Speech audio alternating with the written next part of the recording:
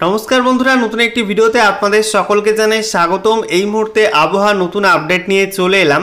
দক্ষিণবঙ্গের বৃষ্টি কমতেই গোটা দক্ষিণবঙ্গ জুড়ে জেলায় জেলায় শুরু হচ্ছে অস্বস্তিকর ভ্যাপসা গুমোট গরম। একই সঙ্গে উত্তরবঙ্গের জেলাগুলিতেও বৃষ্টি কমতেই শুরু হচ্ছে একটু একটু করে গরম। একই সঙ্গে আপনাদেরকে জানিয়ে রাখি যে নতুন একটা নিম্নচাপ কিন্তু তৈরি হতে চলেছে মায়ানমার উপকূল সংলগ্ন পূর্ব বঙ্গোপসাগরে, এবং তার প্রভাবে কিছুটা বৃষ্টি বাড়তে পারে আজকে থেকে। আজকে দক্ষিণবঙ্গের 4টি জেলাতে আলিপুর আবহাওয়া দপ্তর জানিয়েছে 4টি জেলার বিক্ষিপ্তভাবে কিছু কিছু অঞ্চলে বজ্রবিদ্যুৎ সহ বৃষ্টি হতে পারে দুপুরের পরে। একই সঙ্গে উত্তরবঙ্গের 3টি জেলাতেও কিন্তু বজ্রবিদ্যুৎ সহ বিক্ষিপ্ত হালকা থেকে মাঝারি বৃষ্টিপাত হতে পারে। তবে ভারী বৃষ্টির সতর্কতা কিন্তু আপাতত গোটা রাজ্যের কোনো জেলার জন্য নেই। তবে এই যে নিম্নচাপ আসবে, এই নিম্নচাপের প্রভাবে কিন্তু বৃষ্টি বাড়বে ত্রিপুরাতে, বাংলাদেশের বিস্তীর্ণ অঞ্চল, আসাম এবং সেই সঙ্গে গোটা উত্তর পূর্ব ভারত জুড়ে কিন্তু বৃষ্টির পরিমাণ কিছুটা বাড়বে। একই সঙ্গে আগামীকালও কিন্তু দক্ষিণবঙ্গে কয়েকটা জেলায়, বিশেষ করে বাংলাদেশ লাগোয়া যে সমস্ত জেলাগুলি রয়েছে পশ্চিমবঙ্গে, সেই সব জেলায় কিছুটা বৃষ্টি হতে পারে। আর উত্তরবঙ্গের 3টি জেলার ক্ষেত্রে বজ্রবিদ্যুৎ সহ হালকা থেকে মাঝারি বৃষ্টিপাতের পূর্বাভাস দিয়েছে আলিপুর আবহাওয়া দপ্তর। তো বন্ধুরা, আজ এবং আগামীকাল রাজ্য জুড়ে আবহাওয়া কেমন থাকবে এবং লেটেস্ট স্যাটেলাইট ইমেজ কী কী আপডেট দিচ্ছে, আলিপুর আবহাওয়া দপ্তর থেকে যে লেটেস্ট অফিসিয়াল নোটিফিকেশন জারি করা হয়েছে সেখানে কোন কোন জেলার জন্য আজ এবং আগামীকাল সতর্কতা দেওয়া হয়েছে আবহাওয়া সংক্রান্ত সমস্ত কিছুই আপনাদেরকে জানাবো আজকের এই ভিডিওটির মাধ্যমে। তো ভিডিওটি ভালো লেগে থাকলে এবং ইনফরমেটিভ বলে মনে হলে অবশ্যই আপনারা ভিডিওটা একটি করে লাইক করে দেবেন। অবশ্যই আপনারা ভিডিওটা প্রচুর শেয়ার করবেন। সেই সঙ্গে নতুন দর্শক হয়ে থাকলে লেটেস্ট ভিডিওর আপডেট সবার প্রথমে পাওয়ার জন্য চ্যানেলটিকে সাবস্ক্রাইব করে নিয়ে পাশে থাকা বেল আইকনে ক্লিক করে অল নোটিফিকেশন অপশানটিকে অন করে রাখবেন। লেটেস্ট আপডেট আপনারা সবার প্রথমে পেয়ে যাবেন। আর অবশ্যই আপনাদের জেলার নামটি কমেন্ট বক্সে লিখে জানিয়ে দেবেন, তাহলে আপনাদের জেলার আবহাওয়ার আপডেট দিতে আমাদের সুবিধা হবে। বন্ধুরা, প্রথমে আমরা দেখে নেব আজকে এই মুহূর্তে লেটেস্ট স্যাটেলাইট ইমেজ আবহাওয়া সংক্রান্ত কী কী নতুন তথ্য দিচ্ছে। এই মুহূর্তে আপনারা দেখতে পাচ্ছেন গোটা ভারত কিন্তু মোটামুটি পরিষ্কার রয়েছে। উত্তরে জম্মু কাশ্মীর, শ্রীনগর থেকে শুরু করে এদিকে নিচে সাউথ ইন্ডিয়াতে তামিলনাড়ু, কেরালা, কর্ণাটক পর্যন্ত কিন্তু পরিষ্কার আকাশ, একদম রৌদ্রোজ্জ্বল আবহাওয়া রয়েছে। এদিকে পশ্চিম দিকেও কিন্তু গুজরাট এবং সেই সঙ্গে রাজস্থানের দিকেও একদম পরিষ্কার আকাশ, মধ্য ভারত জুড়েও পরিষ্কার আকাশ, এবং একই সঙ্গে উত্তরপ্রদেশের যে নিম্নচাপ ছিল সেই নিম্নচাপ কিন্তু কেটে গেছে, পরিষ্কার আকাশ রয়েছে গোটা উত্তরপ্রদেশ জুড়ে। একই সঙ্গে আমরা দেখতে পাচ্ছি ছত্তিশগড়, মধ্যপ্রদেশ, এদিকে ওড়িশা জুড়ে কিন্তু পরিষ্কার আকাশ রয়েছে। হালকা হালকা মেঘ রয়েছে আমাদের পশ্চিমবঙ্গের ওপরে। পশ্চিমবঙ্গে মেঘ দেখতে পাচ্ছেন এই মুহূর্তে নদিয়া জেলা, সেই সঙ্গে মুর্শিদাবাদ জেলা, একই সঙ্গে বীরভূম, পশ্চিম বর্ধমান, পূর্ব বর্ধমান, এই জেলাগুলির ওপরে হালকা হালকা মেঘ রয়েছে, একই সঙ্গে হালকা হালকা রোদ রয়েছে এবং অস্বস্তিকর গুমোট গরম আবহাওয়া রয়েছে। আপনারা কোন জেলা থেকে ভিডিওটি দেখছেন অবশ্যই কিন্তু কমেন্ট বক্সে লিখে জানাবেন, এবং আপনাদের এলাকায় এই মুহূর্তে আবহাওয়াটা কেমন রয়েছে, মেঘলা করে রয়েছে, গুমোট গরম রয়েছে কিনা, এবং সেই সঙ্গে বৃষ্টি আপনারা গতকাল পেয়েছেন কিনা অবশ্যই কিন্তু কমেন্ট বক্সে কমেন্ট করে জানিয়ে দেবেন। দেখুন, বাঁকুড়া, সেই সঙ্গে পুরুলিয়া, এদিকে ঝাড়গ্রাম, পশ্চিম মেদিনীপুরে কিন্তু আংশিক হালকা হালকা মেঘ রয়েছে, তবে সেই মেঘের পরিমাণ কিন্তু খুবই কম, এবং গোটা দক্ষিণবঙ্গেই কিন্তু গুমোট গরম রয়েছে। এদিকে আমরা দেখতে পাচ্ছি হুগলি, হাওড়া, কলকাতা, সেখানে পরিষ্কার আকাশ, উত্তর 24 পরগনা, দক্ষিণ 24 পরগনা কিন্তু পরিষ্কার আকাশ রয়েছে। এদিকে পূর্ব মেদিনীপুর, পশ্চিম মেদিনীপুরেও কিন্তু পরিষ্কার আকাশ মোটামুটি লক্ষ্য করা যাচ্ছে। একই সঙ্গে উত্তর বঙ্গোপসাগরে মোটামুটি পরিষ্কার আকাশই রয়েছে, শুধুমাত্র বাংলাদেশ উপকূলের কাছে কিছু বজ্রগর্ভ মেঘ তৈরি হয়েছে বঙ্গোপসাগরে। উত্তরবঙ্গে মালদা, সেখানে আকাশ মোটামুটি পরিষ্কার, তবে দক্ষিণ দিনাজপুরে আংশিক মেঘলা আকাশ রয়েছে। উত্তর দিনাজপুরে কিন্তু আকাশ মোটামুটি পরিষ্কারই রয়েছে, দু একটা জায়গায় আংশিক মেঘলা আকাশ রয়েছে। উত্তরবঙ্গের ওপরের 5 জেলার ক্ষেত্রে দার্জিলিং, কালিম্পং, জলপাইগুড়িতে মেঘের পরিমাণ অনেকটা কম, হালকা হালকা মেঘ রয়েছে, তবে আলিপুরদুয়ার, কোচবিহারে একটু মেঘের পরিমাণ বেশি রয়েছে। একই সঙ্গে আপনারা দেখতে পাচ্ছেন এই মুহূর্তে কিন্তু আসাম জুড়ে পুরো মেঘলা আকাশ, ভারী মেঘ রয়েছে এই মুহূর্তে গুয়াহাটির কাছে। একই সঙ্গে আমরা দেখতে পাচ্ছি গোয়ালপাড়া, বঙ্গাইগন, এছাড়া আমরা দেখতে পাচ্ছি তেজপুর, এই সমস্ত অঞ্চল ভারী মেঘ। একই সঙ্গে গোটা মেঘালয় জুড়ে কিন্তু ভারী মেঘ রয়েছে। এদিকে ত্রিপুরা জুড়ে কিন্তু এই মুহূর্তে আংশিক মেঘলা আকাশ রয়েছে, তবে ভারী মেঘ এই মুহূর্তে নেই। শিলচরে, আসামের শিলচরে কিন্তু ভারী মেঘ রয়েছে।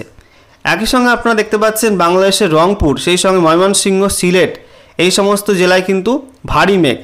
একই সঙ্গে ঢাকার ওপর ভারী মেঘ রয়েছে, খুলনার ওপরে ভারী মেঘ রয়েছে, তবে বাকি জেলাগুলি অর্থাৎ এদিকে রাজশাহী, তারপরে বাকি অঞ্চলগুলিতে, এদিকে বাংলাদেশের দক্ষিণে মংলা, শ্যামনগর, মাদবাড়িয়া, তারপরে উপকূলবর্তী লালমোহন, এদিকে কলাপাড়া, এই সমস্ত অঞ্চলে কিন্তু হালকা হালকা মেঘ রয়েছে। তবে দুপুরের পরে বেশ কিছু অঞ্চলে বজ্রবিদ্যুৎ সহ বৃষ্টির সম্ভাবনা রয়েছে বজ্রগর্ভ মেঘ থেকে। আপনাদেরকে জানিয়েছিলাম যে মায়ানমার উপকূলের কাছে পূর্ব বঙ্গোপসাগরে একটা নিম্নচাপ তৈরি হতে পারে। দেখতেই পাচ্ছেন সেই নিম্নচাপের মেঘ কিন্তু জমাট বাঁধতে শুরু করেছে। এই যে গোটা মায়ানমার উপকূল জুড়ে কিন্তু ভারী মেঘ দেখতেই পাচ্ছেন যে মায়ানমার উপকূল জুড়ে পূর্ব বঙ্গোপসাগর জুড়ে কিন্তু বজ্রগর্ভ মেঘ তৈরি হয়েছে এবং এটা কিন্তু আগামীতে একটা নিম্নচাপ তৈরি করবে এবং দেখতে পাচ্ছেন এর প্রভাবে কিন্তু গোটা মায়ানমার জুড়ে বজ্রবিদ্যুৎ সহ বৃষ্টিপাত এবং ভারী মেঘ তৈরি হয়েছে। বন্ধুরা, এবারে আমরা দেখে নেব আজকে সকালে আলিপুর আবহাওয়া দপ্তর থেকে আগামী 24 ঘন্টায় কলকাতার আবহাওয়ার পূর্বাভাস নিয়ে যে লেটেস্ট অফিসিয়াল নোটিফিকেশন জারি করা হয়েছে সেখানে কি বলা হচ্ছে। তো দেখুন, বলা হয়েছে local forecast for Kolkata, partly cloudy sky, possibility of light rain or thunder shower occur in some areas. তো কলকাতায় প্রধানত আংশিক মেঘলা আকাশ থাকতে পারে এবং দুপুরের পরে কলকাতার দু একটা জায়গায় বজ্রবিদ্যুৎ সহ একদম হালকা বৃষ্টির সম্ভাবনা থাকছে। এছাড়া বলা হচ্ছে maximum and minimum temperature most likely to be around 34 degree Celsius and 29 degree Celsius respectively, অর্থাৎ সর্বোচ্চ তাপমাত্রা থাকতে পারে 34 ডিগ্রি সেলসিয়াসের আশেপাশে এবং সর্বনিম্ন তাপমাত্রা থাকতে পারে 29 ডিগ্রি সেলসিয়াসের আশেপাশে।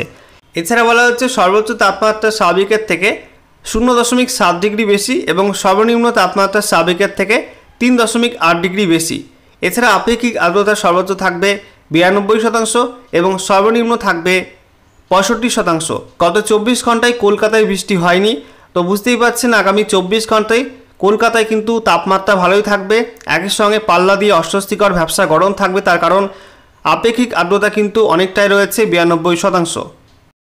এবারে আমরা দেখে নেব আলিপুর আবহাওয়া দপ্তর থেকে যে লেটেস্ট অফিসিয়াল নোটিফিকেশন জারি করা হয়েছে সেখানে আজ এবং আগামীকাল রাজ্যের কোন কোন জেলার জন্য আবহাওয়ার সতর্কবার্তা বা ওয়েদার ওয়ার্নিং কী দেওয়া হয়েছে।